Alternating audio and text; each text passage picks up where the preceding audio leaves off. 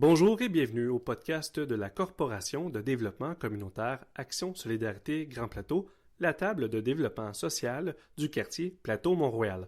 Mon nom est Guillaume Grenon et j'animerai pour vous les épisodes de ce nouveau projet de podcast de quartier.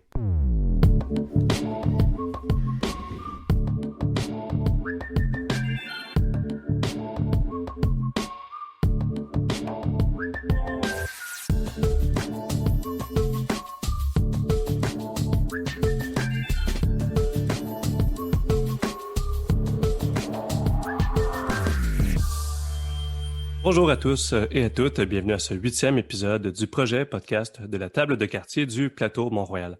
Aujourd'hui, le 8 mars, on souligne une journée bien spéciale, c'est la Journée internationale des droits des femmes.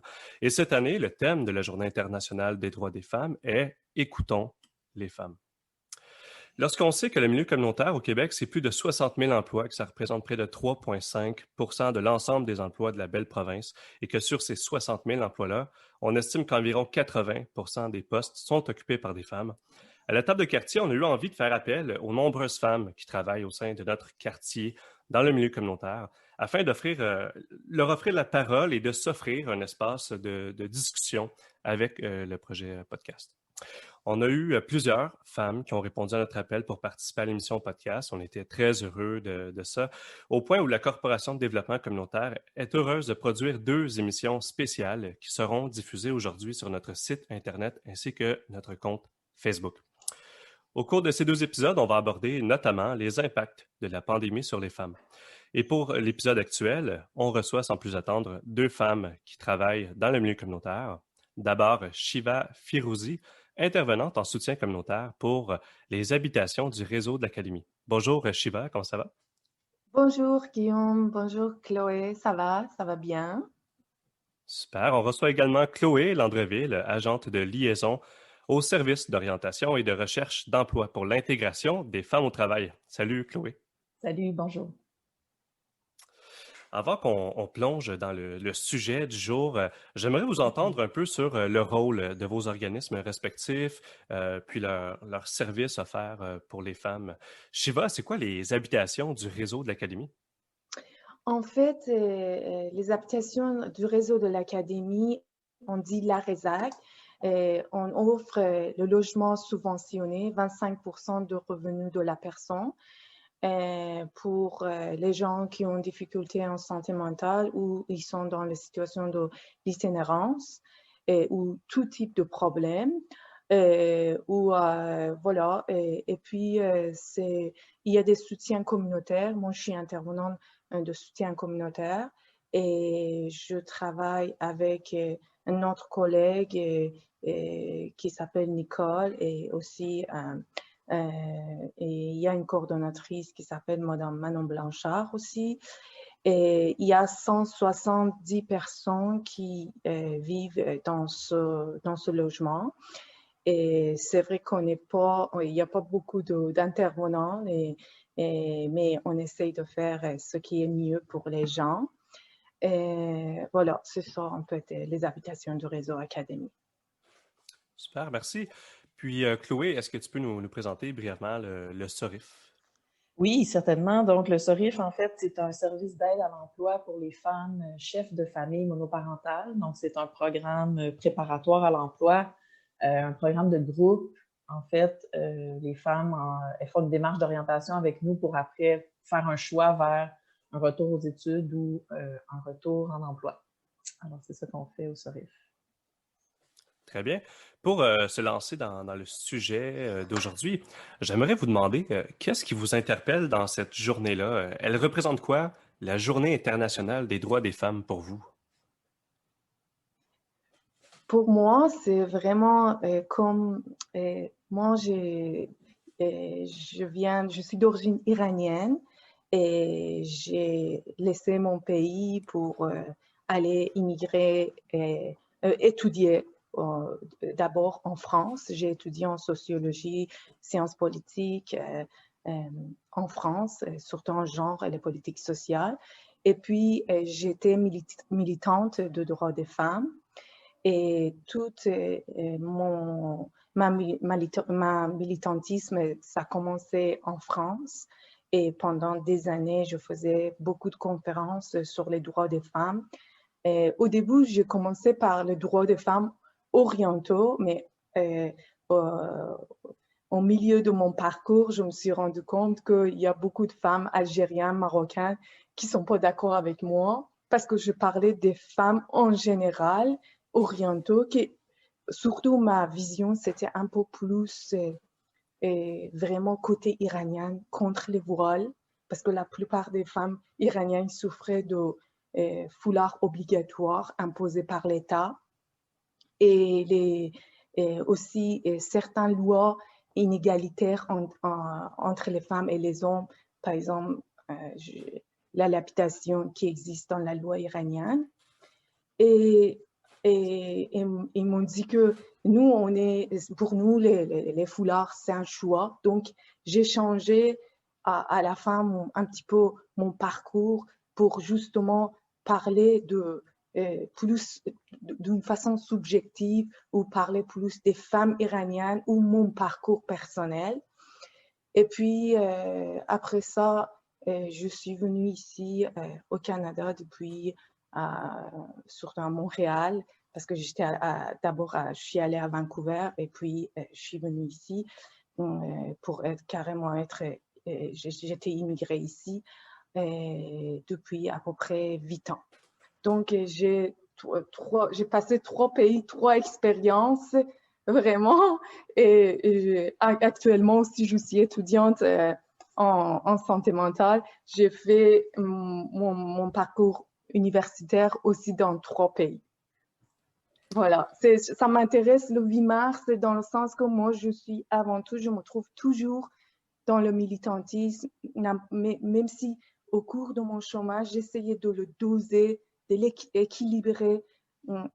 C'est vrai que je dis encore, il y a par moments que j'étais un peu extrémiste dans mon parcours.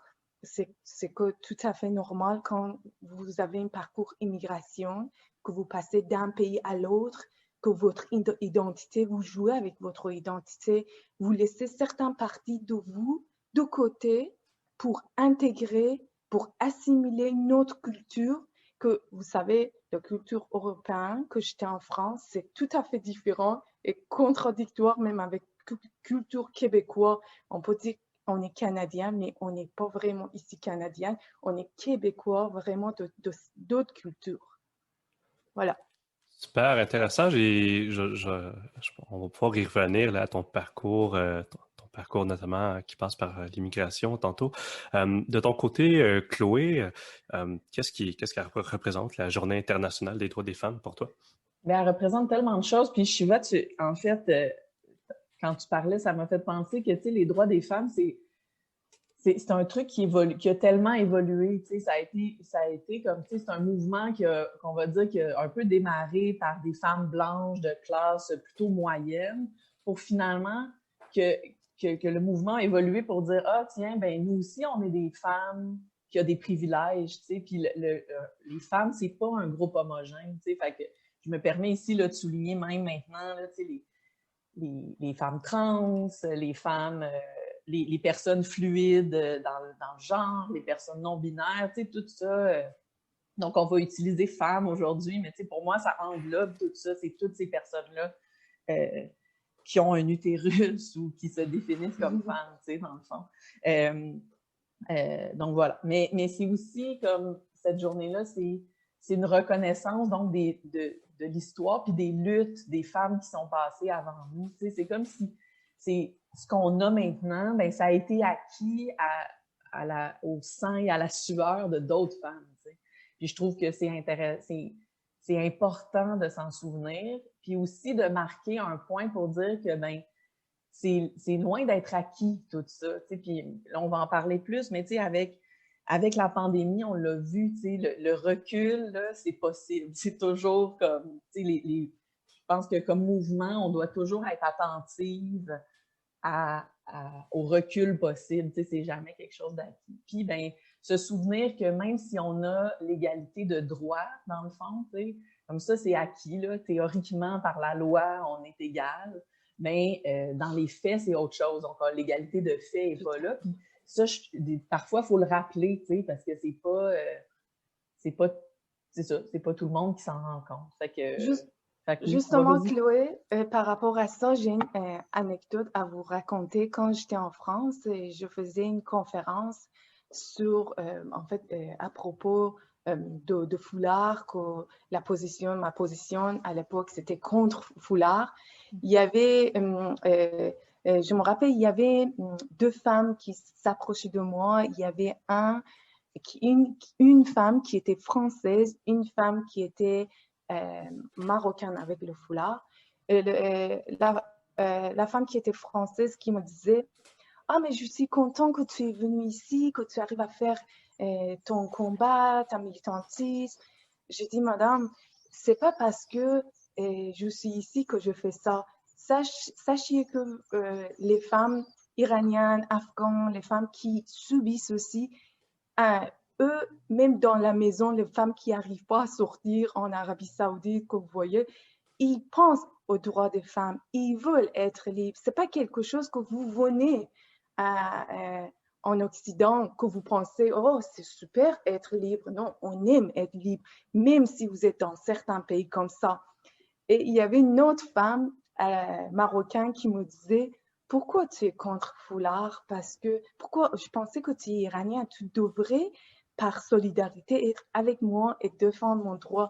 Mais j'ai répondu: est-ce que si en Iran, les femmes iraniennes, ils veulent porter le mini-jupe, vous allez être aussi avec eux et défendre leur droit de dire si moi j'ai le droit de porter le foulard, et toi, tu as le droit de porter le mini-jupe, par exemple. Il y a des anecdotes comme ça que ça me rappelle les gens qui me disent des choses comme ça, que ça me faisait beaucoup de réfléchir à des choses vraiment. Mais c'est vrai ce que tu dis, c'est un mouvement qui est toujours en mouvance parce que finalement, c'est ça. Puis ça peut être difficile parce que, si on regarde la trame de, je veux dire, un des combats, on va dire, c'est que les femmes ont le droit de choisir pour leur corps. Fait que ça veut dire que, fait que ça inclut plein d'affaires, mais c'est ça, c'est difficile des fois d'avoir un point de vue, mettons comme moi, je suis une femme occidentale blanche, de dire: ah, le voile, ça représente ça, puis ça, mais finalement, c'est juste ma vision, puis c'est tellement complexe, je trouve, parce que finalement, on dit: oui, tout le monde a le droit de mettre ce qu'ils veulent, puis c'est ça, le droit. Tout le monde a le droit de faire ce qu'on veut avec notre corps, comme le droit à l'avortement, c'est ça aussi, dans le fond, tu as le droit de décider qu'est-ce que tu fais avec ton corps. Fait que je trouve que ça recoupe ça, en fait, ton anecdote. Je sais pas si... Oui, puis ce que vous racontez, ça me fait... Je peux pas m'empêcher de réfléchir au fait, tantôt, lorsque tu disais, Chloé, bon, il y a la reconnaissance de l'histoire des luttes des femmes avant nous. Puis d'un autre côté, tu sais, autant que tu disais, il n'y a pas un groupe de femmes homogènes. Le mouvement des luttes féministes aussi, il y a différents ères, il y a différentes époques. Autant les femmes, le corps des femmes, la condition des femmes à travers l'histoire, puis on n'est pas, on est encore dans cette logique-là, mais il a toujours été très politisé. Donc, le droit de, je sais pas, le droit de porter X vêtements versus le droit à mon identité. Là, on rentre dans quelque chose qui a un discours politique derrière et tout. Oui, tout à fait. En ouverture d'émission, j'ai mentionné la pandémie dont les impacts le font ressortir de manière encore plus évidente les réalités différentes entre les hommes et les femmes. J'aimerais vous entendre sur cet aspect de la crise sanitaire, que ce soit en lien avec votre travail ou tout simplement là, dans vos observations de la vie quotidienne en général, peu importe. Moi, c'est sûr que moi, mon angle de travail, c'est le travail des femmes. Là. Fait que c'est surtout là-dessus que j'ai réfléchi au niveau de la pandémie. Mais tu sais, en lisant des articles en préparation pour aujourd'hui, c'est comme si quand la pandémie a frappé en mars dernier, dans le fond, les femmes ont fait un recul de 30 ans en arrière. Comme quand on dit que c'est jamais acquis, les femmes se sont retrouvées à la maison, les femmes se sont retrouvées avec la charge des enfants, etc. Fait que, juste ça, c'est particulièrement... je trouve que ça a jeté la lumière sur beaucoup de choses, comme par exemple les secteurs particulièrement touchés. Là, on va penser à l'hôtellerie, la restauration, la vente et les services, les soins aux personnes comme la massothérapie, la coiffure, l'esthétique, etc. Bien, ça, c'est des domaines à prédominance féminine. C'est les domaines qui ont été le plus touchés. Puis même quand... et c'est des secteurs que t'as pas...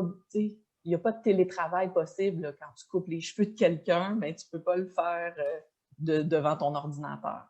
Puis, ben, quand même quand ça a été relancé, si on pense aux secteurs qui ont été relancés les plus rapidement ou qui ont été le moins longtemps arrêtés, mais on va penser au secteur technologique, à la construction, ou comme même la relance économique relance les secteurs à prédominance masculine le plus rapidement. Fait que même... on va le voir, on le voit dans les chiffres, là, en mai dernier, quand il y a eu la reprise économique, donc ça a été 2 fois plus rapide pour les hommes de retrouver... c'est ça, les hommes ont repris 2 fois plus rapidement le chemin du travail et du salaire. Et surtout, ces questions pour moi, c'est plutôt je prends le volet de logement. En fait, c'était difficile pour certaines femmes qui étaient dans hébergement temporaire parce qu'ils n'arrivaient pas à trouver un logement permanent. Et toute question de relocalisation ou vraiment déménagement, c'était repoussé et c'était au mépris de certaines personnes surtout. Et puis, c'est la question de l'isolement social. Il fallait pas oublier que moi, comme je travaille dans le milieu mixte, je vois combien les femmes sont beaucoup plus, dans l'activité bénévolat, dans les trucs de relations. Et puis, ils étaient obligés de rester isolés, surtout pour les femmes âgées. C'était catastrophique, la pandémie.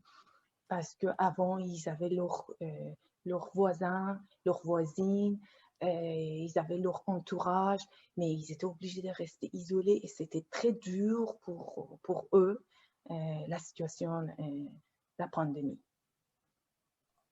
Puis, on l'a vu même, je veux dire, même au niveau de... Même ceux qui ont gardé leur travail, là, ils se sont retrouvés isolés. Même au niveau du télétravail, on va dire qu'on n'est pas tous égaux. Dans le sens que mais moi, j'ai un minuscule logement que je partage avec mon conjoint puis mes 3 enfants, bien, c'est sûr que mon télétravail il est pas mal moins efficace que si j'ai une grande maison en campagne. Là, je mets 2 extrêmes, mais quand même. Puis... on l'a vu que les femmes sont plus à risque, dans cette pandémie-là, ont été plus à risque de détresse psychologique. C'est chez elles qu'on a vu les plus grands impacts au niveau de la santé mentale. Puis, on le sait, c'est encore les femmes qui supportent la majorité des tâches, on va dire, domestiques là, de la maison, donc même dans les familles biparentales. Puis, je trouve que la conciliation travail-famille, là, on en a beaucoup parlé au début de la pandémie parce que c'était clair. Bon, on est tous ensemble, il faut travailler avec les enfants. Puis ça a pris différents visages, Puis là, je trouve qu'on en parle moins, mais que c'est encore un problème pour les femmes, là, de cette conciliation-là, dans le sens que, bon, il y a eu la pandémie où là, bon, je l'ai dit, il fallait travailler avec les enfants à la maison. Après ça, il y a eu l'été, il n'y avait pas de camp de jour pour la plupart. Là, l'offre de camp de jour était extrêmement réduite. Fait que ça a repris, mais pour beaucoup de femmes, dont moi, il a fallu que je reste à la maison pendant l'été avec les enfants. Ouais. Et Chloé, c'était mon expérience. En fait, surtout dans mon travail, confidentialité, c'est très, très important. J'étais à côté d'un garçon de 7 ans. Il fallait faire attention parce que je faisais l'intervention souvent au niveau de la toxicomanie, la vie privée des gens, et problèmes voisinage, des choses vraiment sensibles que c'était difficile à aborder pour moi devant un petit garçon. Et je vous ai dit que c'était charge mentale énorme sur moi. Oui, c'est ça. Ouais. Puis ça se continue. Là, on ne le voit plus. Les écoles sont reprises, la garderie est reprise, mais à tout moment, les groupes sont fermés. Là. Moi, je l'ai vécu 2 fois. Là. Il y a un cas de COVID, donc là, l'enfant est 2 semaines à la maison. Après ça, il y a aussi chaque fois que notre enfant a le rhume ou fait de la fièvre, ben, il faut le garder à la maison. Tu sais, c'est souvent les femmes qui vont assumer ça. Puis ben, c'est là qu'on voit que c'est systémique. Tu sais, les femmes ont souvent le revenu le moins élevé dans le couple, donc c'est elles qui, ben, pour le niveau de revenu familial, ben, on va dire ah oui, ben, ça fait du sens que ça soit celui qui a le plus haut revenu qui va travailler, mais tu sais, c'est ça, c'est tout un système qui fait qu'encore, même si on en parle moins, les femmes sont plus impactées là, à ce niveau-là. Puis même, Shiva et moi, on parlait de la relâche là, avant de commencer, puisque c'est la semaine de relâche la semaine prochaine. Puis, tu sais, j'entendais M. Legault là, quand il a dit, bon, on ouvre les cinémas, puis il a dit, j'appelle aux employeurs de donner congé. Tu sais. J'étais comme, ah, c'est sympathique, tu sais, sauf que c'est-tu des congés payés? Parce que après ça, il y a plein d'employeurs qui vont dire, ben oui, prends congé sans solde. Mais tu sais, pour plein de familles, c'est pas possible un congé sans solde pendant 5 jours. Là. Je veux dire, des fois, je me demande, est-ce que les décideurs, ils ont des enfants? Ça m'intéresse vraiment, surtout de bas âge. Est-ce qu'ils savent qu'est-ce que c'est? Est-ce qu'ils travaillent dans un endroit, petit endroit avec leurs enfants? Et après, il y a une éthique de travail. On a choisi notre travail par éthique, pour les valeurs de travail. En plus, l'incertitude, c'était pire des choses dans l'histoire qu'on n'a jamais vu, parce qu'on n'avait jamais une information pertinente. Jamais. Et moi, je n'étais pas capable à répondre à nous gens, nous usagers, ce qui se passe, parce que ça changeait tellement que je ne savais pas où se situe vraiment. Oui, c'est ça. On a parlé de charge mentale. Je pense qu'on peut aussi parler de charge émotionnelle. Il y a ça aussi qui est souvent porté par les femmes, ben, dans la société en général. Là, mais de dire, donner cette impression de normalité là, dans ta famille. Comme, donc, tu l'as dit, donc, accompagner les enfants dans cette espèce d'incertitude, mais aussi, je sais pas, je me souviens, là, ça a été Pâques, pendant la pandémie, puis là, comme essayer de créer une fête de Pâques, une chasse de coco de Pâques, tout ça, c'est des choses qui sont portées nécessairement, puis ça a l'air des détails, mais c'est comme créer cette impression que ça se passe, que c'est correct. Tout ça, c'est une charge émotionnelle aussi que les femmes sont souvent les grandes porteuses dans leur famille, puis même dans la société. Oui, il ne faut pas oublier aussi, il y a un volet important au début de la pandémie, c'était les questions des immigrants. Parce que ça commençait de parler que cette histoire, ça commençait par tel communautaire, tel communautaire, tel communautaire. Et je me rappelle que vraiment, les gens, les immigrants, ils vivaient vraiment mal parce qu'il y avait la stigmatisation là-dessus aussi, sur eux. De toute façon, moi, comme je fais la bénévolat dans une communautaire iranienne, dans une école iranienne, je voyais comment le poids lourd de cette stigmatisation sur les gens parce que ça commençait de dire « Ah oui, c'est le virus, ça vient de Chine. » Il y en a qui disent « Ça vient des Iraniens. » Il y en a qui disent « Ça vient… » Et ça jouait. Tu es immigrant, tu es une femme, encore si c'est monoparental, c'est encore pire. Il y a tout paquet de choses. En plus, la politique n'a pas trop aidé. Je pense que c'est empirer notre situation au niveau de charge mentale, parce que quand on a dans l'incertitude, on n'a pas trop d'espoir. Quand on n'a pas d'espoir, on n'a rien. Et en plus, on était dans l'isolement et tout le monde avait peur. Le sentiment ou l'ambiance, c'était le sentiment de peur. Les gens, ils avaient peur l'un et l'autre. Même pour vous dire, dans mon milieu, comme ça commençait à dire, j'avais peur d'ouvrir la porte parce qu'ils savaient que je suis iranienne. Donc, je dis, mon Dieu, les voisins, comme ça commence à dire que telle histoire, ça vient de tel pays ou ça vient de tel pays. Quand ils commençaient sur le palier de parler ensemble, dès qu'ils m'ont voyé, ils se cachaient. Ah J'ai dit, non. mon Dieu, c'est... Mais c'est comme si ça a mis la lumière sur des niveaux d'exclusion, tu sais, dans le sens qu'on s'est retrouvés, dans le fond, à être comme, ben, c'est ressorti, tu sais, les espèces de peurs de l'étranger, puis là, ben, c'est ça, c'était les communautés asiatiques, de raison, à un moment donné. Il y a même eu les personnes âgées, là, tu sais, pendant un moment, ils disaient les personnes âgées sont plus atteintes, mais là, c'était comme, est-ce qu'ils peuvent le donner plus? Est-ce qu'ils peuvent, tu sais, fait qu'il y a eu, c'est comme si ça s'est rajouté à des niveaux d'exclusion déjà existants, une espèce de ben en plus, eux autres sont contagieux, tu sais, donc une espèce de marge là, encore plus grande euh, par rapport à ça. Puis tu sais, les femmes ont été plus touchées par le virus, là, je lisais des statistiques, parce qu'elles sont, sont prédominantes dans les soins, dans le fond, là, tu sais, le préposé aux bénéficiaires, infirmières, tous les soins de la santé, mais aussi travailleuses essentielles, on va dire éducatrices en garderie, caissière d'épicerie, etc. Puis je regardais les chiffres, là, puis c'est comme 56% d'atteindre, les femmes sont atteintes à 56% des personnes atteintes versus 44% pour les hommes. Fait que, ils sont quand même plus, sont plus exposés au virus aussi. Puis ça implique, ça implique un niveau d'inquiétude plus élevé là, pour tes enfants, pour ta famille, etc. Il y a souvent l'appel à la...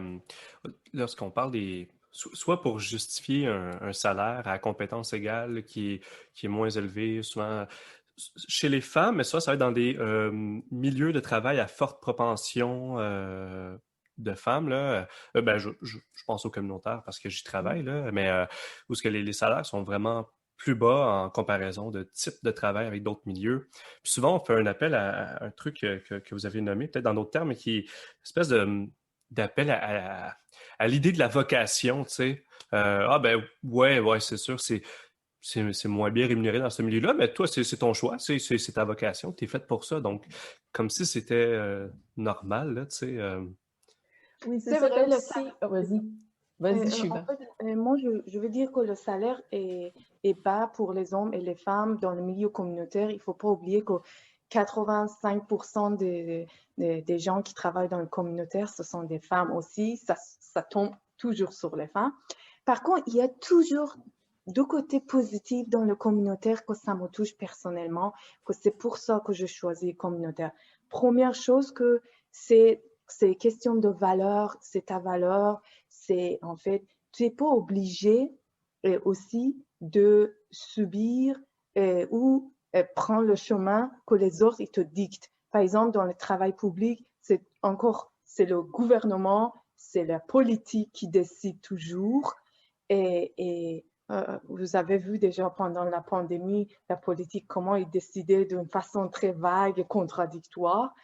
Et quand on est dans le communautaire, ce qui est bien, que souvent, moi je dis souvent parce que des fois, ils nous imposent aussi, on est à l'abri on peut décider d'une autre façon de travailler qui est différente avec le gouvernement ou avec la politique dans l'ensemble. Ça, c'est le côté positif des choses. C'est les questions de valeur et c'est questions qu'on n'accepte pas ce que le gouvernement nous dicte. Ça, et je pense qu'au point de vue comment dire, de valeur de travail, de l'humanisme, c'est excellent. Et mes salaires, ça c'est toujours depuis des années, je pense que c'est depuis des siècles, c'est le combat des gens, c'est le salaire. Ça c'est sûr que le gouvernement, il va pas payer les gens qui sont pas d'accord. Et on est dans la communauté. Un communautaire, on n'est pas d'accord, ça c'est sûr. Ça s'affiche souvent. Mais tu sais, c'est un classique aussi dans le... Et puis c'est encore un exemple que c'est quelque chose de systémique. Tu sais, c'est un classique dans les emplois à prédominance féminine de dire « Ah, mais tu sais, quelque chose comme « Oui, mais tu l'aimes, ta job. » Tu sais, comme si l'informaticien qui gagne 100 000 $ de plus que moi par année, il l'aimait pas, sa job, lui. Tu sais, c'est pas... C'est un faux argument, en fait, qui garde les femmes... tu sais, c'est une vocation, tu l'as dit, Lyon, t'aimes ça, etc. Mais alors qu'on le voit, plus les femmes se mettent dans un métier, plus ce métier-là est dévalorisé et donc le salaire s'en ressent. Puis on le voit avec les enseignants, là, je veux dire, il y a 100 ans, c'était des hommes souvent, les enseignants, là. Puis c'était un travail, tu sais, oh wow, c'est un professeur, tu sais, il gagne bien sa vie, etc. Puis là, ben, les femmes sont rentrées massivement dans cette profession-là, puis ben, 100 ans plus tard, on voit ce que ça donne. C'est pas des conditions... Ouais. Puis cet appel-là à l'amour de la vocation, du travail, je veux dire, on dirait que ça vient beaucoup écarter souvent l'impression que c'est des travails qui sont souvent très difficiles, là. Pas toujours, mais parfois c'est très difficile, je veux dire, de l'intervention auprès des femmes en situation de précarité économique, etc., ou enseigner au primaire, je veux dire, c'est une charge mentale énorme. Tu faisais tantôt référence à la charge, vous faisiez toutes les deux référence à la charge mentale. Je pense aussi, je pense que c'est Chloé, tu as nommé le milieu de la santé, parce que dans ce milieu-là aussi, beaucoup de femmes qui travaillent là. Je veux dire, c'est quand même énorme. Puis souvent, ben, c'est justifié moralement ou éthiquement que les salaires soient beaucoup moins élevés pour les raisons qu'on vient de nommer. Puis on paye un peu pour ça en ce moment, tu sais, dans le sens que en ce moment, là, les emplois où est-ce que, tu sais, tout le monde capote parce que c'est une pénurie de main-d'œuvre, c'est ça, préposés aux bénéficiaires, infirmières, éducatrices en garderie, enseignantes. Parce que c'est comme si avec cette pandémie-là, il y a beaucoup de femmes qui ont dit, ben, tu sais quoi, moi, ça me tente plus tant de faire ça, là. Tu sais, je suis tannée d'être traitée comme ça, je suis tannée de gagner pas assez bien ma vie. Puis là, rajoute une pandémie là-dedans, ben ça me tente plus. Puis là, ben on paye pour avoir dévalorisé ces métiers-là, pour pas les avoir payés correctement depuis ben trop longtemps. Puis tu sais, c'est pas comme si les regroupements dans ces métiers-là avaient pas levé des drapeaux depuis très longtemps pour dire il y a des pénuries qui s'en viennent, on pourra pas survivre à une crise si elle arrive. Ben là, la crise est arrivée, puis ben c'est ça, on paye pour ça. Mais je trouve que c'est encore, tu sais, c'est encore comme le système néolibéral, là, on le voit, tu sais, la charge est encore sur les individus et donc encore sur les femmes, souvent. Tu sais, j'ai une participante à la garderie, ça fait 3 fois qu'il envoie un courriel pour dire « On a vraiment une pénurie d'éducatrices, ça serait le fun si vous pouviez garder votre enfant à la maison aujourd'hui. » Tu sais, ben OK, mais tu sais, moi, ma journée de garderie, je la paye quand même là, à ce moment-là, mais je garde mon enfant. Mais pour aider la garderie, parce que je les aime beaucoup, mais c'est pas de la faute des mères, là, s'il y a une pénurie d'éducatrices. Mais c'est encore... En tout cas, je sais pas, là, ma réflexion est pas encore... Tu as raison, ça tombe tout sur les femmes et nous, on se culpabilise. On a pris cette habitude comme acquis. On est conditionné. Mais depuis l'enfance, par l'éducation, après c'est la société, après c'est la politique de gouvernement, n'importe quel pays, qui essaye de te dire, tu es responsable, tu es une femme, tu es une mère, et tu devrais subir, tu devrais aimer en plus la souffrance. Oui. Aimer la souffrance, ça fait partie de toi. À un moment donné, tu trouves c'est comme un syndrome des gens qui aiment son assassin, tu aimes ce qu'ils font avec toi, c'est vrai, mais ce que tu dis, mais moi personnellement, j'adore mon travail, j'aime beaucoup mon travail. Et souvent, je me suis dit, bon, Shiva, si tu travailles, par exemple, CLSC, tu vas gagner double le même travail. Mais tu payes ta liberté. Mais en fait, c'est une façon aussi de jouer avec moi-même pour que j'accepte ce qui m'impose. Mais dans les métiers à prédominance masculine, on leur demande pas de choisir entre un salaire puis leur passion. T'sais? Alors que dans les métiers à prédominance féminine, on va dire, ben, mais oui, mais t'aimes ça aider, fait que c'est comme une raison pour pas te payer. Ça fait pas de sens quand on y pense comme ça. Puis, il n'y a pas de solution, mais tu sais, même, mettons les femmes entrepreneurs, tu sais, en ce moment, c'est elles qui payent aussi pour la pandémie parce que leurs entreprises, mais ils sont souvent dans des secteurs qui ont été particulièrement touchés, l'hôtellerie, la restauration, les soins aux personnes, tu sais, toutes les massothérapeutes, les esthéticiennes, les coiffeuses, c'est souvent des femmes qui sont travailleurs autonomes ou entrepreneurs. Puis c'est les services qui ont le moins repris, tu sais, qui sont encore extrêmement touchés par ça. Fait que c'est toujours comme, en fait, le système est comme ça en ce moment, c'est que les hommes, on leur demande pas de choisir entre leur passion puis le salaire. ou en tout cas, des métiers à prédominance masculine, on leur demande pas ça.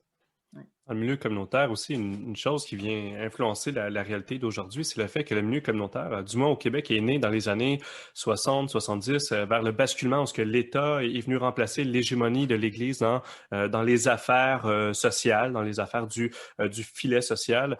Puis, avec la logique néolibérale dans les années 80, il y a eu une volonté de privatiser, de réduire la taille de l'État et les services.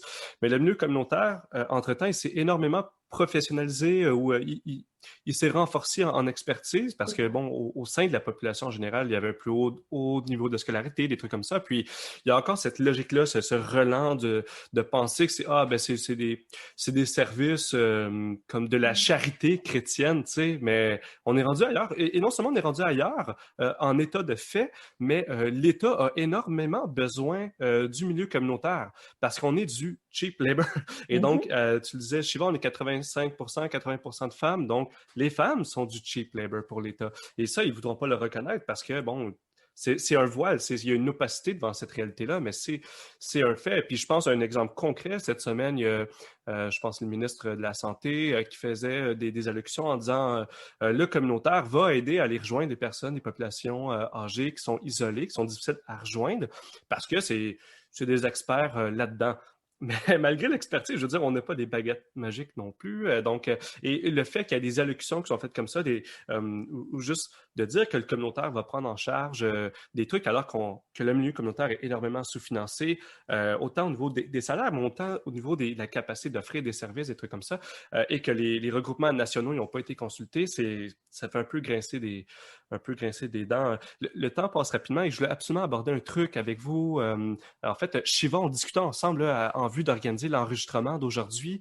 Tu nous parlais un peu de ton parcours de vie, empreint notamment par une trajectoire d'immigration. J'aurais eu envie de te demander comment, d'une société à l'autre, les rapports de genre influencent différemment les mœurs et les manières d'être et d'agir, et comment, j'imagine, il y a toujours quand même une dualité de genre, peu importe la société, avec lesquelles les femmes doivent composer pour tirer leur épingle du jeu. Ouais, mais avec les 3 pays que j'ai passés, que j'ai travaillé, que j'ai étudié, je vais vous dire que une femme, ça reste une femme et toujours aussi, c'est les relations de pouvoir, c'est la politique de chaque pays qui impose toujours sur les femmes et niveau vraiment au niveau de salaire plus moins élevé que les hommes et des traitements inégalitaires. C'est vrai qu'en Occident, on voit moins au niveau de loi ce genre de différence, mais il y a d'autres types au terme de social qu'on voit plutôt que c'est la différence. Et pour moi, c'est justement quand j'ai dit que j'ai équilibré ma vision et j'ai dosé ma vision, c'était ça qu'avant, je pensais que c'est juste en Orient que les femmes subissent. Même, je vois qu'ici, c'est pareil, mais ça tombe toujours sur les femmes. Quand il y a la séparation, on voit que c'est les femmes que, dans la plupart des cas, qui gardent l'enfant, des fois, qui gardent l'enfant avec une condition très difficile, et qu'ils ont vraiment rien, qui travaillent, qu'ils sont obligés de concilier le travail et la maison, leur foyer, et avec le salaire aussi, des fois, pas très élevé. C'est la question de genre, c'est une question que c'est partout, on le voit, c'est la même façon, c'est juste que, comment dire, le paysage qui est différent. On voit différents paysages, sinon c'est pareil, vraiment. Bon, de toute façon, personnellement, je suis contente de venir. J'avais cette occasion de passer un pays à l'autre pour arriver à comparer. Des fois, c'est bien comparer. Des fois, comme Chloé t'a dit, au niveau de charge mentale, c'est pas très bien non plus de comparer parce que à un moment donné, tu vas avoir des moments de désespoir quand tu vois qu'au niveau de travail, il y a tellement de traitements inégalitaires aussi envers les femmes. Et c'est ça, en fait, c'est décevant des fois pour quand on compare. Mais le combat des femmes, ça restera toujours. Il y a beaucoup de chemin à faire et on devrait être solidaire. On a besoin des hommes surtout. Sans les hommes, moi je dis toujours, si quelqu'un me dit « Ah, ben tu es féministe », je dis « Mais écoutez, mais moi je suis féministe, j'aime beaucoup aussi les hommes. » Et à côté les hommes, j'ai un enfant ça va être un homme. Et à côté les hommes, on peut avoir beaucoup de progrès. Et si aussi, par l'éducation populaire, on va donner l'éducation populaire aux hommes aussi là-dessus. Regardez, moi, je donne un exemple. Et sur la question de sexualité, c'est combien on est encore ignorant. Combien? Et quand je vois que dans ma communauté iranienne, c'est un sujet très tabou, on parle pas, on n'a pas. Ce sujet n'est pas encore un sujet qu'on peut communiquer. Justement, le thème, c'était aujourd'hui, Guillaume, c'était écouter. Si on n'écoute pas, on parle pas. Bon, pour écouter, il faut parler. Comment on arrive à régler le problème? On a besoin des hommes et des femmes et un travail colossal pour y arriver. Oui, puis tu le dis bien, Shiva, je trouve que le féminisme, c'est souvent vu comme les femmes veulent écraser les hommes ou quelque chose, mais évidemment, c'est faux. Puis tout le monde est gagnant à être égaux. Il n'y a personne qui perd là-dedans, puis on le voit, les acquis que les femmes ont faits, ben ça a servi à tout le monde, ça fait juste que tout le monde est mieux quand tout le monde est égaux, fait que, oui, bravo. Parce que dans l'égalité, il y a le respect. Mais oui, c'est ça. Oui, mais avec le respect, on peut vivre mieux ensemble. Mm-hmm. Shiva, Chloé, on arrive pas mal à la fin du temps qui nous est alloué pour l'émission d'aujourd'hui. Puis je trouve que ce que vous venez de dire, je trouve que c'est une belle conclusion. Shiva, il est possible d'en connaître plus sur les services des habitations du réseau de l'Académie au www.resac.org. Il est également possible de vous contacter par téléphone au 514-658-8013. Chloé, les personnes intéressées à rejoindre le SORIF peuvent le faire par téléphone en composant le 514-271-3866. Ils peuvent trouver plus d'informations sur vos services offerts au sorif.org, le SORIF.org. Je vous remercie chaleureusement d'avoir accepté mon invitation de participer à l'enregistrement de cet épisode du podcast du Grand Plateau. Ça a été un réel plaisir de vous recevoir à l'émission podcast dans le cadre de la Journée internationale des droits des femmes. Merci Guillaume aussi pour l'écoute. Pour l'écoute.